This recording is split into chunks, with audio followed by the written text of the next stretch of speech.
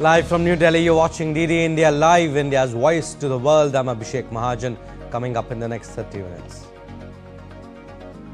As part of a peace push to end conflict, US-Ukraine hold talks on mineral deal, while Zelensky calls for work on military deployment. US and Iran to begin critical nuclear talks as Trump threatens war, while Iran ready to give it a genuine chance for diplomacy. Gabon, a Central African nation to hold its first presidential election since 2023 coup mastermind Brice Oligui Nguema looking to cement his grip on power. Dominican Republic issues official report on a deadly roof collapse that killed 221 people. Experts to continue investigating the structural failure.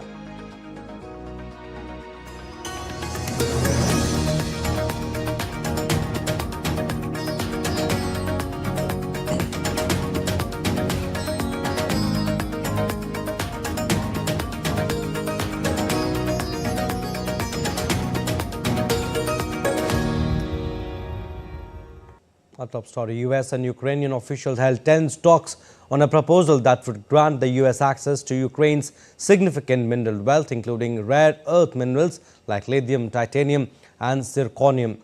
These minerals are crucial for high-tech products, and Ukraine has deposits of 20 critical raw materials worth several $1 trillion. The US wants access to Ukraine's mineral deposits and require Kiev to place in a joint investment fund all income from the exploitation of natural resources by Ukrainian state and private firms. Though the proposed deal doesn't include US security guarantees for Ukraine's fight against Russia. Meanwhile, President Volodymyr Zelensky calls on allies to make progress on a possible military deployment that could act as a deterrent against future Russian attacks after a halt in fighting.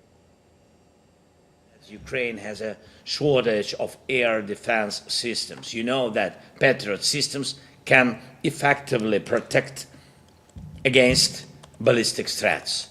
You also know that we are forced to move the systems we have around the country to give at least temporary protection to different cities. And you know what happens when even one system goes out of service. It means lost lives. I thank every leader, every country, everyone present here who's working with us on a new format, a format for a guarantee force, the coalition of the willing, a united force that can be part of the future security guarantees for Ukraine and at least our part of Europe after this war. Now, the Ukraine-Russia conflict has reached a pivotal point as Europe intensifies talks on strengthening long-term defense support for Kiev. In Brussels, 50 nations pledged $23 billion in military aid. Meanwhile, US-led diplomacy is gaining momentum with high-stakes peace talks involving Putin and President Trump's representative. The Ukraine-Russia conflict stands at a critical juncture, with European nations holding strategic talks on optimizing coalition support for Ukraine's long-term defense. Simultaneously, the US is engaging both Russia and Ukraine in high-stakes peace negotiations, aiming to bridge the deep divides. Following a NATO discussion on creating a reassurance force for Ukraine in the event of a ceasefire with Russia on Thursday, Britain and Germany hosted the Ukraine Defense Contract Group meeting on Friday in Brussels, with representatives from 50 countries. They announced a pledge of $23 billion in military aid to Ukraine this year. This year, already member states have committed over 23 billion. So we are definitely doing more than last year, but we need to do more. So we see the pledges coming every day. We also see that there are steps taken by the member states, which is important that we send this signal that we are behind Ukraine, and this is also what the meeting is about. According to The Telegraph, Britain is considering deploying troops to Ukraine for up to 5 years. The plan, one of several being discussed by allies, involves a European-led force to deter the Russian army. And the new pledges of military aid announced today through the UDCG total over 21 billion euros.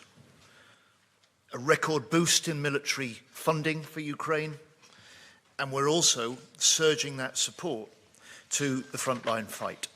Meanwhile, Kremlin confirmed talks between President Putin and Donald Trump's envoy Steve Witkoff, who is visiting Russia and may also discuss a future Putin-Trump meeting.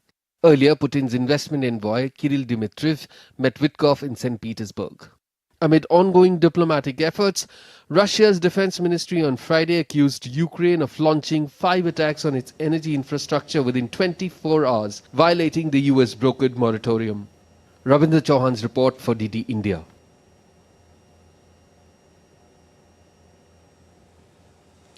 Iran and the United States will begin crucial talks on Saturday to reach a new nuclear deal in an effort to ease tensions and avert another conflict in the Middle East. The meeting, to be held in Gulf Arab nation of Oman, could be the first direct talks between Iranian and American officials in a decade. Iran insists they will be indirect, with mediators acting as go-betweens for the two nations. Iran said it was giving high-level nuclear talks with the United States on Saturday a genuine chance after President Donald Trump threatened bombing if discussions failed. President Trump has given Iran a 2-month deadline to accept a deal that would lead to Iran shrinking its nuclear footprint or eliminating its program altogether. Trump said ahead of high-stakes weekend talks of the state's nuclear program that Iran can't have a nuclear weapon. And I want them not to have a nuclear weapon. I want Iran to be a wonderful, great, happy country. But they can't have a nuclear weapon. And we're negotiating with them on Saturday with the currency of choice. We're always going to be, as long as you have somebody smart. And you know what? If a nation said we're not going to be on the dollar, I would tell you that within about one phone call, they would be back on the dollar. You always have to keep the dollar. No. And President Donald Trump insisted on Friday that his tariff policy was doing really well despite China hiking levies on U.S. goods to 125%. In the spiraling trade war between the world's two biggest economies, investors dumped U.S. government bonds, the dollar tumbled, and stocks seesawed after Beijing's retaliation against Trump deepened concerns on already traumatized global markets. Trump sent financial markets into a tailspin by announcing sweeping import taxes on dozens of trade partners last week, only to abruptly roll them back to 10% on Wednesday for 90 days, while raising levies on goods from China. I think the markets were solid today. I think people are saying we're in great shape. We're making a lot of money as a country now for the first time in a long time. We were losing billions of dollars a day, and now we're making billions of dollars a day. It's a big difference.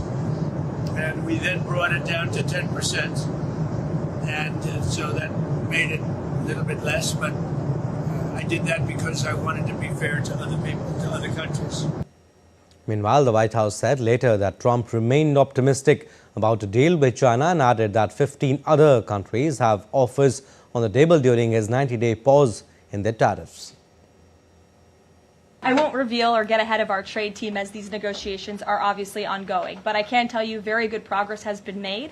Jameson Greer was on television this morning and I spoke to him, and he confirmed that more than 15 offers are already on the table, which is remarkable in just a mere matter of days. And as I said earlier, we've heard from more than 75 countries around the world.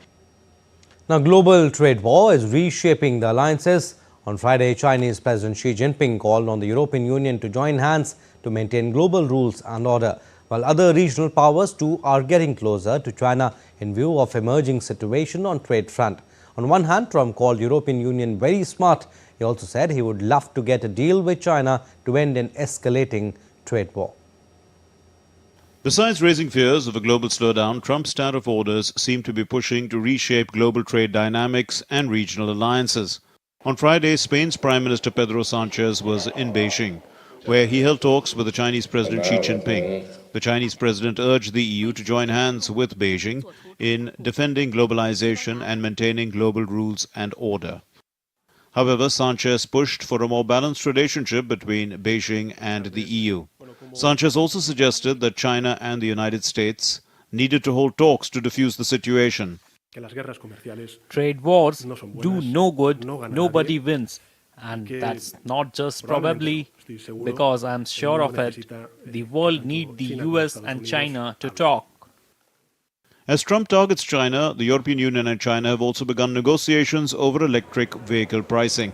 According to the European Commission spokesperson, EU and China agreed to look into setting minimum prices of Chinese-made electric vehicles instead of tariffs imposed by the EU last year. The development came after EU Trade Minister Maros Sefcovic spoke with Chinese Commerce Minister Wang Wentao. Besides this conversation, the top EU officials and Chinese leaders are due to hold their next summit, marking 50 years of ties with China in July. Meanwhile, at a cabinet meeting which was open to the press, Trump said he would love to get a deal with China to end an escalating trade war. What happens with China? We would love to be able to work a deal. They've really taken advantage of our country for a long period of time. I have great respect for President Xi. He's been, in a true sense, he's been a friend of mine for a long period of time.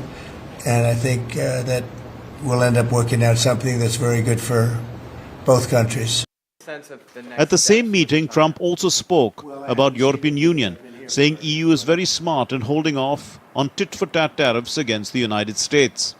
They've been very tough, but they were very smart. They were ready to announce retaliation, and then they heard about what we did with respect to China and others, but China, and they said, you know, we're going to hold back a little bit. They decided to hold back. I thought they were very smart. Look, the EU is very smart. Trump's tariff announcement did not go well with European partners too. French Prime Minister François Bayrou termed Trump's tariff announcement as an earthquake. Trump's tariffs are also pushing few Asian countries towards China despite concerns over its expansionist policies.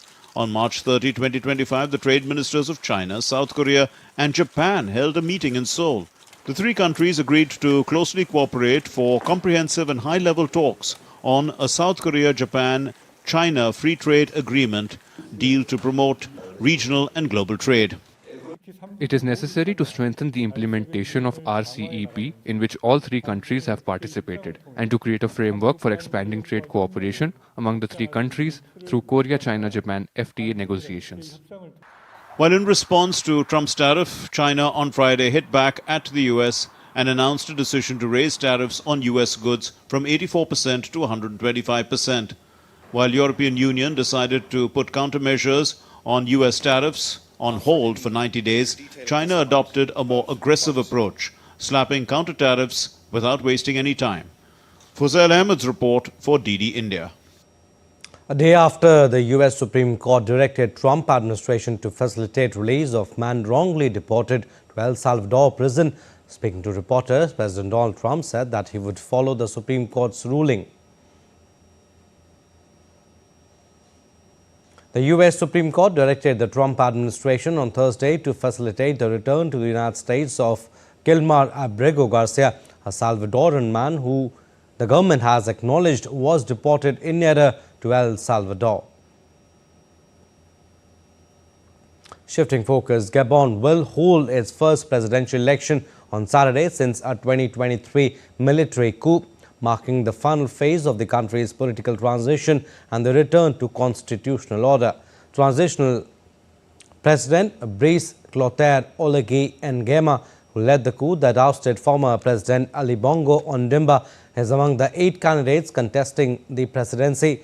Bongo was placed in house arrest after the coup but freed a week later due to health concerns. Nguema resigned from his military post in accordance with Gabon's electoral code to participate in the election. His main challenger is Alain Claude Billy, former Prime Minister under the Bongo administration.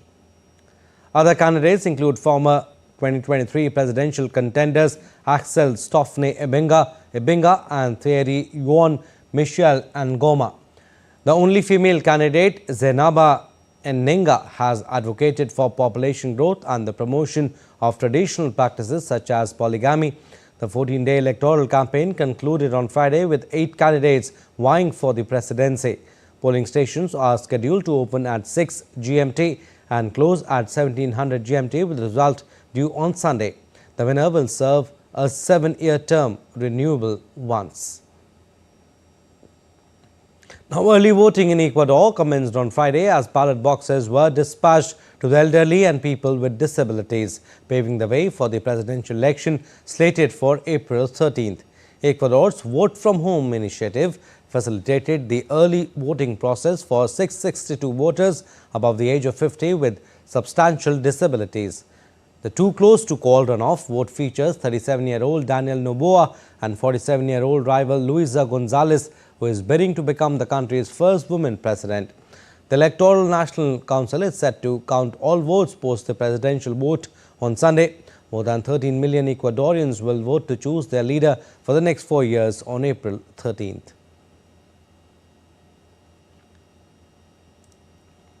Now, the Dominican government issued a report on Friday on the tragic roof collapse at a crowded nightclub earlier this week, which resulted in at least 221 fatalities. A team of national and international experts is set to continue investigating the structural collapse. More than 4,500 emergency workers were deployed to the scene, working for nearly 59 hours after the tragedy to search for survivors, recover bodies and assist families. The National Health Service stated that a total of 189 people were rescued from the rubble, while 17 people still remain hospitalized. The Emergency Operations Center confirmed the nightclub was at full capacity, but the cause of the collapse and exact attendee count are still under investigation. President Luis Abinader will attend a memorial mass at the Polideportivo de Jaina Sports Center this Sunday, marking the end of the national mourning period. Grieving families awaited outside the Forensics Pathology Institute in Santo Domingo to claim the bodies of their loved ones as the institute continues to identify victims and return remains. The club collapsed after midnight on April 8 during a concert by Ruby Perez, killing the singer and several prominent figures, including former Major League Baseball players Octavia Dotel and Tony Blanco. Still to come on this edition of DD India Live. India's External Affairs Minister meets Italy's visiting Deputy Prime Minister Antonio Tajani in the national capital, Delhi. India successfully conducts trials of long-range glide bomb Gaurav. And in IPL, Kolkata Knight Riders cruised to 8-wicket victory over Chennai Super Kings.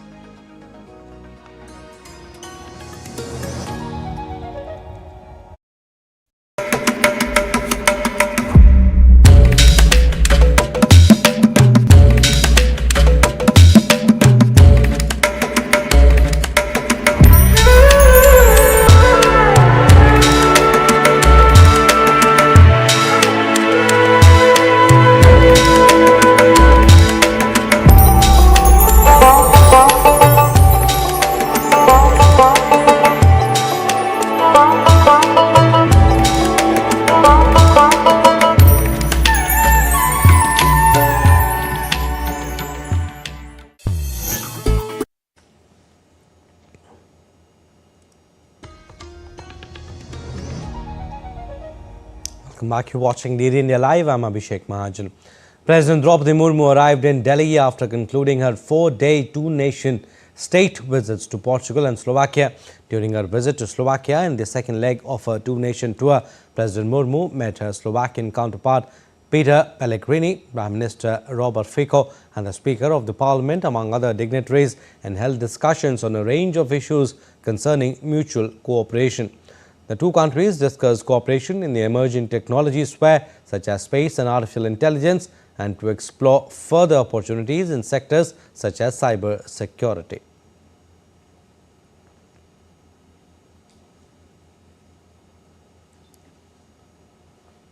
External Affairs Minister Dr. S. Jaishankar met Italy's visiting Deputy Prime Minister Antonio Tajani in the national capital on Friday. During the meeting, both the leaders reviewed bilateral cooperation and its advancement in trade, investment, IMEC, maritime, security, research, technology, education and culture domains. The leaders also exchanged views on contemporary global developments, including in Europe, Mediterranean and West Asia. Also pledged to continue partnership to develop and evolve, guided by the Joint Strategic Action Plan 2025-29 agreed by the leadership. Excellency, last year Prime Minister Modi participated in the G7 summit in Puglia, and I remember meeting you at the foreign ministers meeting. You were very kind enough to welcome us to Fiji. And we also remember very warmly Prime Minister Meloni's visit during the G20 summit in 2023.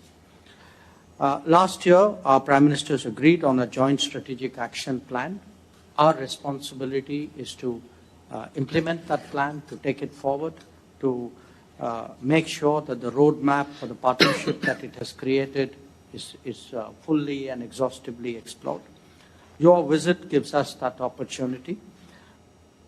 Now, the Defence Research and Development Organization has successfully conducted the release trials of the long-range glide bomb Gaurav from the Sukhoi aircraft.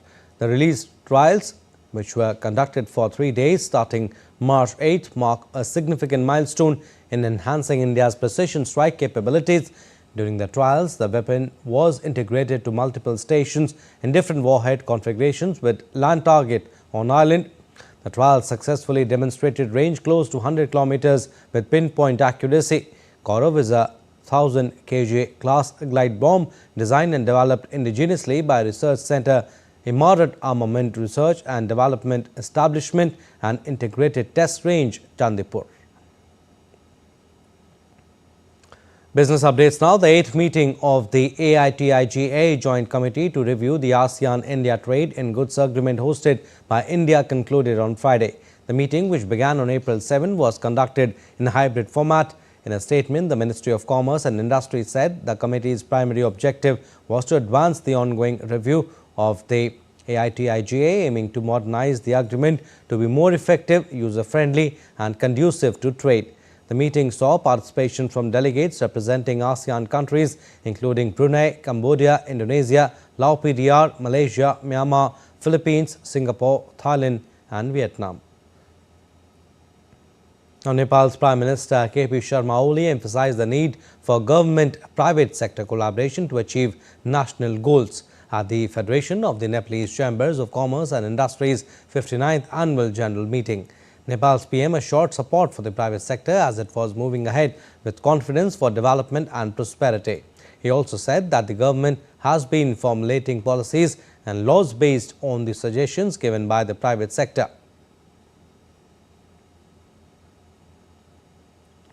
Sports updates now. Will start with IPL. Kolkata Knight Riders cruised to an 8-wicket victory over Chennai Super Kings in their Indian Premier League game. Chasing a modest 104-run target for victory, Kolkata Knight Riders reached the target in just 10.1 overs, registering their second biggest win in IPL history in terms of balls remaining. While CSK suffered their 5th successive defeat, earlier Chennai were restricted to 103, which was their lowest IPL total at home. Sunil Narine took 3 wickets, while Varun Chakravarti and Harshit Rana got 2 each. The win takes KKR to the 3rd spot in the points table, while CSK stay at the 9th position. The Indian women's tennis team defeated Chinese Taipei 2-1 in Pune for its 3rd state win in Billie Jean King Cup Asia-Oceania Group 1 tie. The victory pushed the host to 2nd place on the points table and within touching distance of a coveted playoff spot. Vaidehi Chaudhary provided India with a perfect start with a 6-2, 5-7, 6-4 win over Lin Fang An. In the second singles match, Srivalli beat Joanna Garland 6-2, 7-6. She maintained her perfect record in the tournament, registering her 4th consecutive win. The top 2 teams from the group will qualify for the playoffs scheduled in November. India will take on Republic of Korea in their 5th and final match of the Cup on Saturday. All India Football Federation has submitted its bid to host the Asian Cup in 2031. The Asian Football Confederation has confirmed that 7 bids, including 1 joint bid, were received following the invitation sent to member associations. Apart from India, the other bidders are Australia, Indonesia, South Korea, Kuwait, the United Arab Emirates, while Kyrgyzstan, Tajikistan and Uzbekistan have submitted a joint bid. If successful, India would host the Asian Cup for the first time in history, marking a significant milestone for the Indian football. In chess, world number 1 Magnus Carlsen was held to a draw by Italian-American Grandmaster Fabiano Caruana in the first game of the semi-final at the Paris Freestyle Chess Grand Slam. Playing on black, Norway's Carlsen started on the back foot but absorbed the early pressure from Caruana. After exchanging queens on move 18, the two players battled down to their final pieces before shaking hands on a tie.